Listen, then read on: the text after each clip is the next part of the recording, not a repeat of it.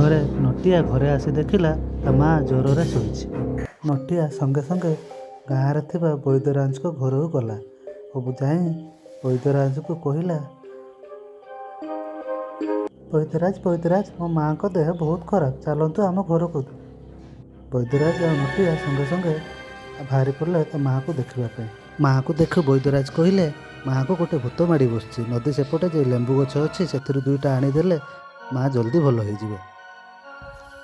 ବୈଦ୍ୟରାଜଙ୍କ କଥା ଶୁଣି ସଙ୍ଗେ ସଙ୍ଗେ ବାହାରିଗଲା ନଟିଆ ନଦୀ ପାଖକୁ ଲେମ୍ବୁ ଆଣିବା ପାଇଁ।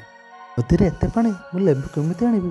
ଏତିକି ବେଳେ ଗୋଟେ ଭୂତ ଦେଖାଦେଲା। ନଟିଆ ଭୂତକୁ ଦେଖି କହିଲା, ଏ ଭୂତ ମୋତେ 2ଟା ଲେମ୍ବୁ ଦେଲୁ। ଭୂତ କହିଲା, ଏ ଗଛରୁ ତୋତେ କିଛି ବି ଦେବିନି। ରହରେ ଭୂତ କହି ନଟିଆ ଗୋଟେ ଟେକା ଫିଙ୍ଗିଲା ଭୂତ ଉପରକୁ। ଭୂତ କହିଲା, ଆରେ ମୋତେ ଟେକା ଫିଙ୍ଗୁଛି। ଭୂତ ରାଗିଯାଇ 2ଟା ଲେମ୍ବୁ ନଟିଆ ଉପରୁ ଫିଙ୍ଗିଦେଲା। ନଟିଆ ଏଇଆ ହିଁ ଚାହୁଁଥିଲା। ଲେମ୍ବୁ ନେଇ ନଟିଆ ଘରକୁ ଫେରି ଆସିଲା। ଘରେ ଆସି